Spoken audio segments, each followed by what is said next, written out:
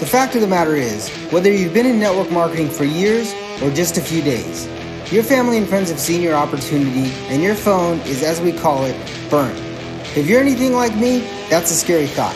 So the big question is, how do entrepreneurs like us, who love the network marketing profession, who no longer want to be that guy, and are tired of convincing people during uncomfortable let's get coffee meetings where they say, what's this all about?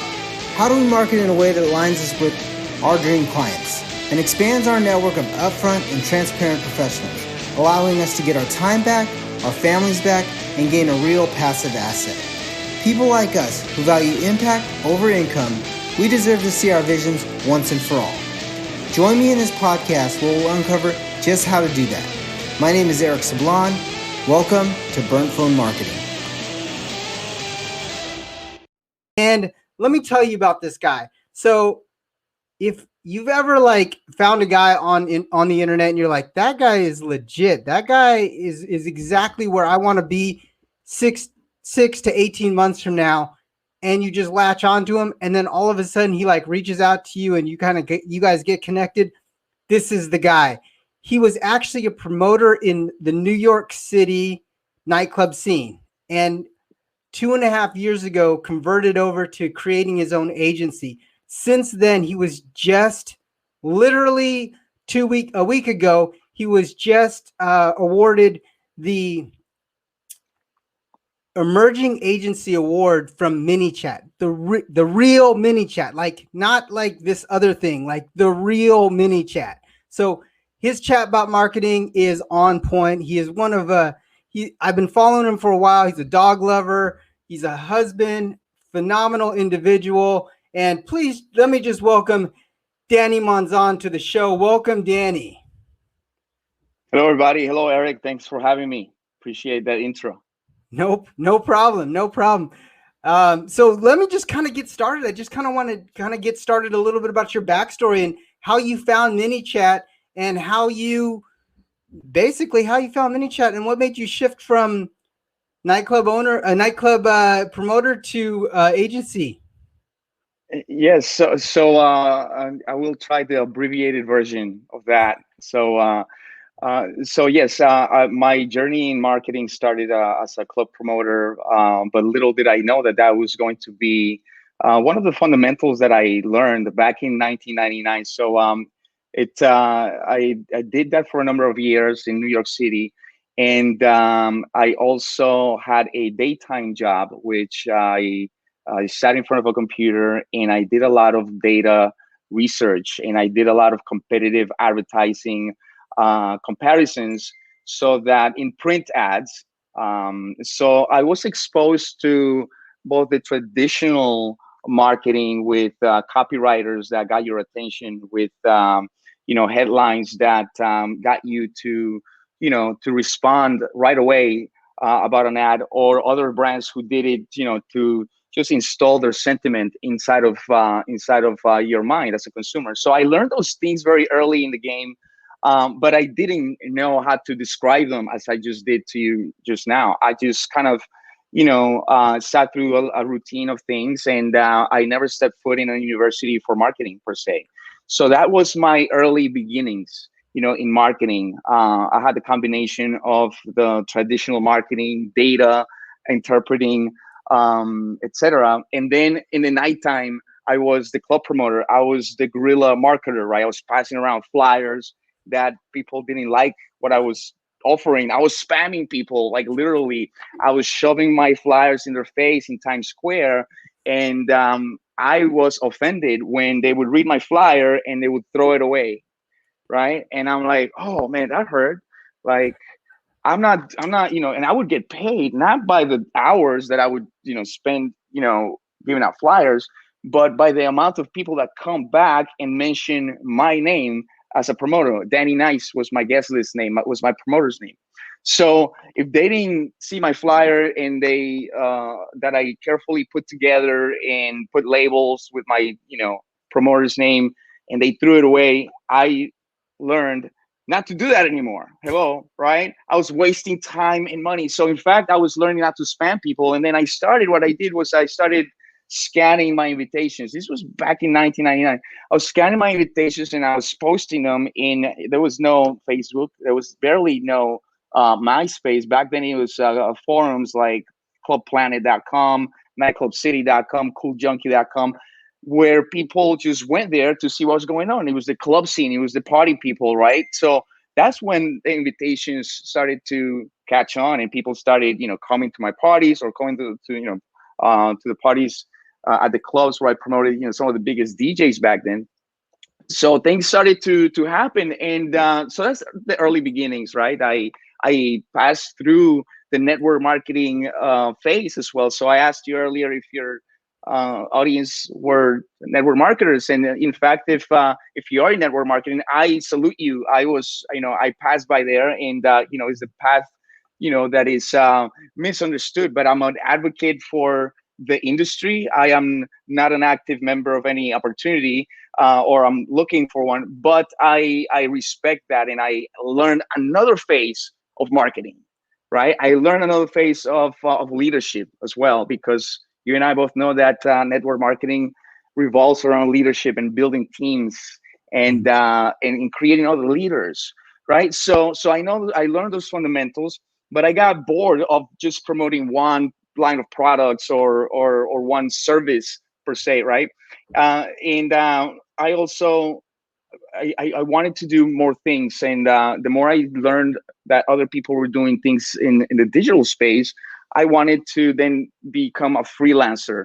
Right, I knew some skills. I was learning some SEO. I was, ranking some videos, and then I connected with. This was now me in Florida. I connected with some agencies here who had been here way longer than me, who are, seven-figure agencies, and I just started doing some work for them, right? And things started to happen. So I was careful with the things that I've done. I was not doing automation just yet, but I was doing top of the line work, as I like to perform, and things that I don't know how to do, I just don't do it because I'm not good at it. The things that I just learned to do well, I just, and with love and with heart, that's where I was at. So people appreciated that, and then the automation part came about. So 2017, I started building chatbots with this first chatbot platform that I got to know and that I am still a part of, which is ManyChat. And there is another phase of my journey. It was then after that I founded DM Digital, right, which now has a more orientation where it's going than 2-3 years ago, right? So now we are carving a piece of that market and teaching other brands on the importance of chat automation. Before chat automation, just the importance of chat, right? Just the importance of that conversational channel, right? So before, let's just leave automation for a second, and just the importance of conversation, because that's one of the fundamentals that will never change, right? Attention, then conversation, right? So when we find a way to educate brands to conversate with their brands in a manner that is personalized, that is relevant, and is timely, then your brands become human. And we're able to humanize brands with these chatbots, if done properly, as you know, could yield magnificent results for brands anywhere from e-commerce, from the e-commerce space to mom and pop shops. So that was kind of the abbreviated version. Yeah, that's an amazing story, guys. How many of you guys can relate to like the guy on the trying to get you? Like, I used to go to Vegas all the time, and it'd be like the guy that would try to get you to go get the little nightclub sticker, like, oh, here it is, and crazy that you were doing that. But yesterday I did an interview, and I was talking to the CEO of our company, and he talked about learning and progressing from the different areas of our life. And you literally learned, I mean, you took what you had, which you were giving out, which was 1-to-1, you scanned the documents and you put it on a platform and went one to many. I mean, that's innovating what you were doing. And as you started to build that and start to understand the marketing messages so much better. It was like it just seemed to expand. And then, ManyChat came along. So one thing that I want to ask is, everybody in network marketing, I'm hashtag yes, if everyone in network marketing thinks that they need a chat bot, because every time I get on a phone call or a Zoom or anything, everyone says, I need a chat bot. I need a chat bot. I need a chat bot. I need a chat bot. That's all we get. So, can you kind of tell me in your own words, you use something called humanizing your brand. And I want you to kind of to give your perspective on the network marketer humanizing their brand or their movement via chatbot. That's a great question, Eric. Through my journey in the industry, what I learned is that there's a lot of great products out there, top of the line. There's a lot of great compensation plans that are, changing people's lives. But at the end of the day, companies come and go, right? And you are your own personal brand, right? So if you build on your personal brand, you have that the ability to to attract people, right? More than anything, network marketing is about leadership, right? So we know that if we put all our eggs in one CEO or all our eggs in one upline leader who might not be there in 2-3 years, when the company gets acquired by a bigger company, then you know that wherever you go, there you are. So basically, companies come and go. Brand yourself, right? So brand yourself in a manner that it's congruent with your own brand and persona, right? Not with the brand's logo per se. That would be out of compliance, by the way, with some companies. But with and also it's restrictive, right? If you're going to use the company's um, voice or the company's logo in your social, depending on which company you're talking about, you are restricted also on what you can say. So when you brand yourself, and then on the back end you promote, what you believe in, right? Promote what your why is, right? A lot of people is not going to join you because of the product, but because of your mission. We've heard this from stages. It's a branding fundamental, right? So when you use chatbots to enhance and amplify your brand in your own voice, then you're humanizing yourself, right? And let's have this myth clear. So all bots are not created equal, right? So a lot of people are, yeah, it's yes, we're all for equality, but we're talking about digital creations that some of them are not made for your liking. Some of them are not made for network marketing. You have to find that team that's going to craft you a relevant chatbot that adheres to compliance, that it adheres to what Facebook allows you to say and what they don't want you to say. So it takes more than, hey, I want a chatbot, but what do you want it to perform? In essence, have a strategy, because as we all know in marketing, strategy before tactics, right? When you form a strategy, then you start putting the tactics and how you're going to get there, right? We want more recruits. We want more sales for a product. We want to, but then it's the how to, right? So think about how, first of all, how you want to amplify your voice as a person, as a personal brand, and how you're going to strategize that point A to F. It doesn't have to be A to Z, perhaps, but just enhance that process, that conversation, and then build from there. That is a great. I love strategy before tactics. And everyone listening right now, I just want you guys to think about that, because a lot of times you just want the end, you just want the tactic. You just want, like, all right, tell me what's going to convert, tell me what's going to do this, tell me what's going to do that. But there's no long-term strategy, and there's no strategy to win. It's not a flash in the pan. Your marketing in network marketing, your branding yourself is not a flash in the pan. It's a long-term thing that you're building. So yeah, that is huge. So I want to get into kind of the brass tacks, because I know a lot of everybody's on here for like brass tacks, but we don't have to go deep into it. But like, when someone comes to you at DM and they come to you and they say, you know what, I want a chatbot to do this. Like, what are some of your interview questions? What are some of the things that you like, the gates that you put them through?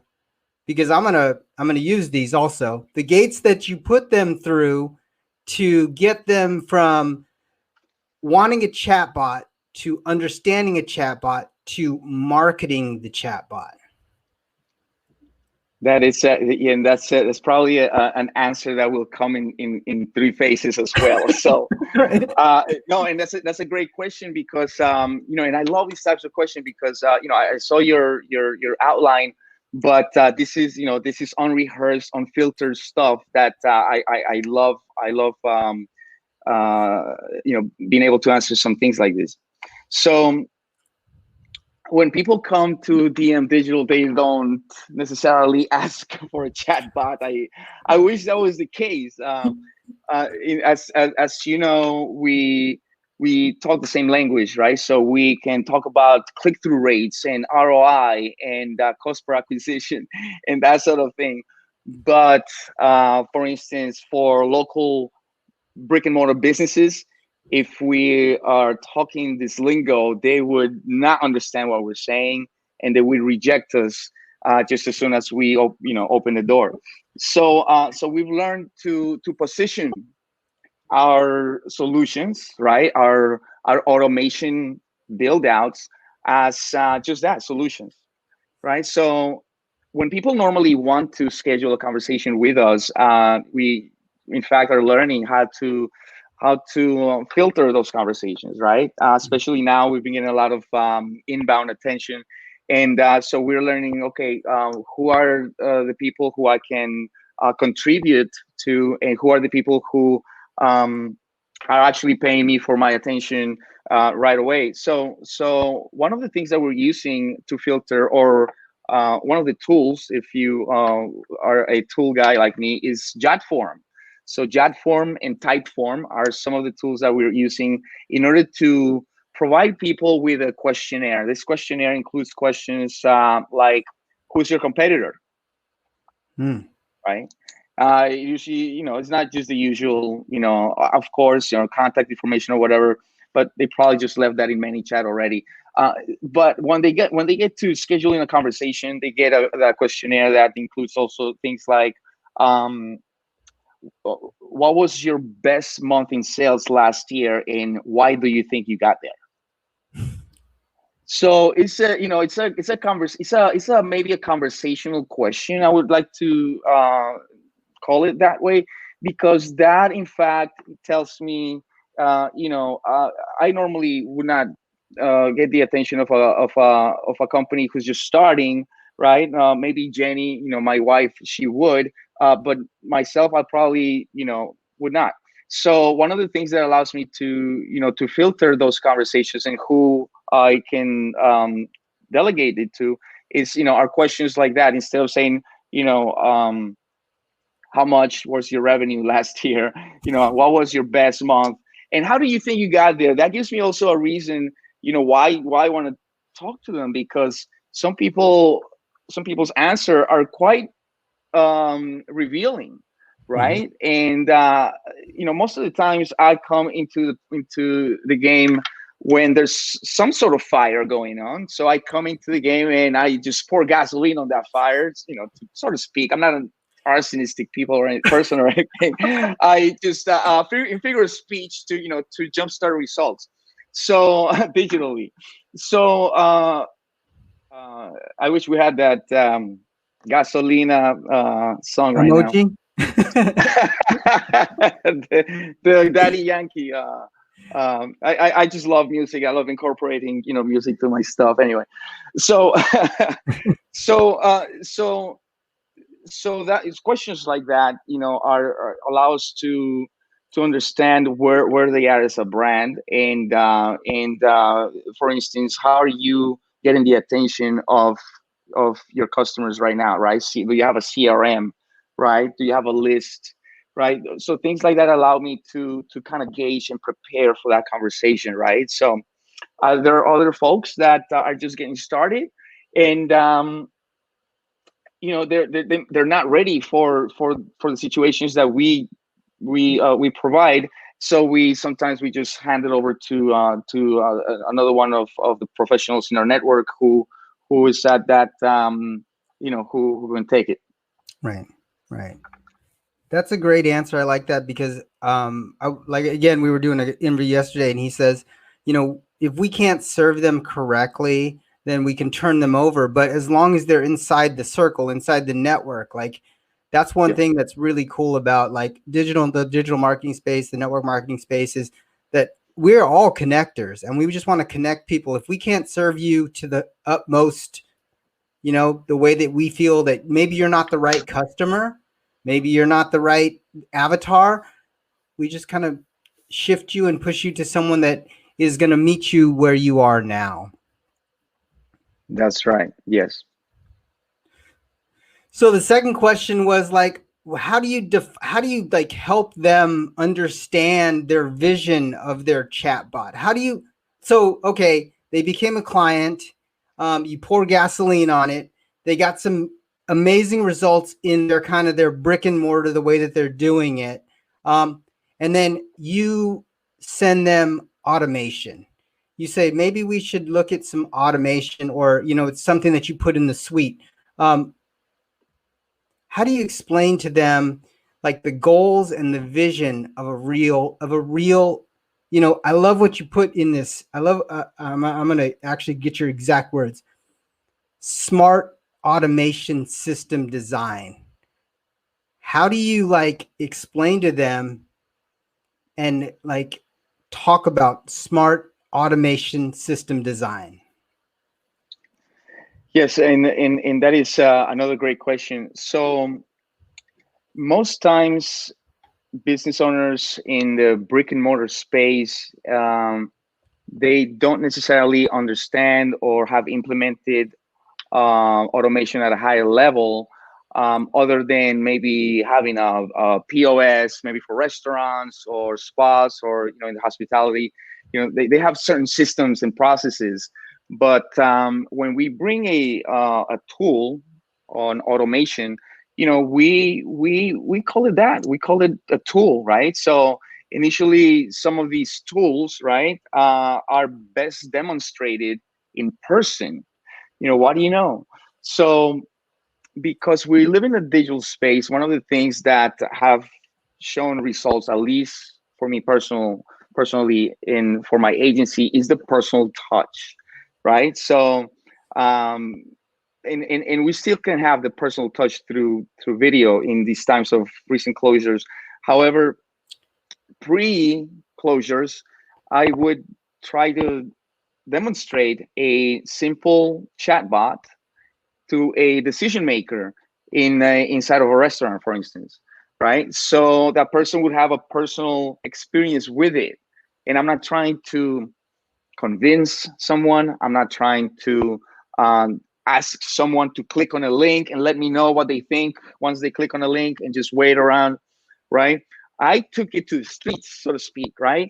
I took back that I learned, in my journey, and I took it to them, right? I knew what I had, and I was like, wow, I know that this is basic. I know that it's not A to Z, perhaps, right? But all I need to do is to show it to someone for them to understand it, because I was doing it wrong. Just like in network marketing, my approach was wrong at the beginning. Just like in digital, my approach was wrong at the beginning. Then you start to craft this and just like, oh, restaurant owners, brick and mortar mom and pop shops, they don't care about automation and geo fence notifications and all this jazz. They care about how to save more time and how to make more money. That's all. How to move more product, right? So when you offer something that they are they already know they need, and then you just hand it to them, in a silver platter, so to speak, whether it is through a Zoom to get their reaction if they need to click on a link, or you take it, to someone who is just reopening their establishment, right? Maybe it could be a barber shop, maybe it could be a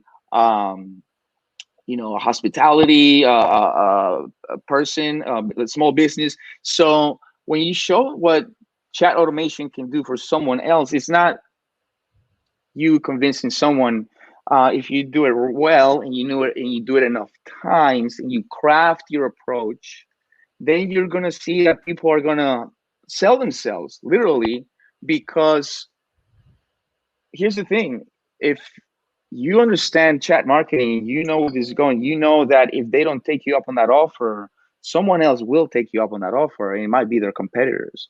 So if you are understanding the marketplace right now and you're able to then position your digital creation as a solution.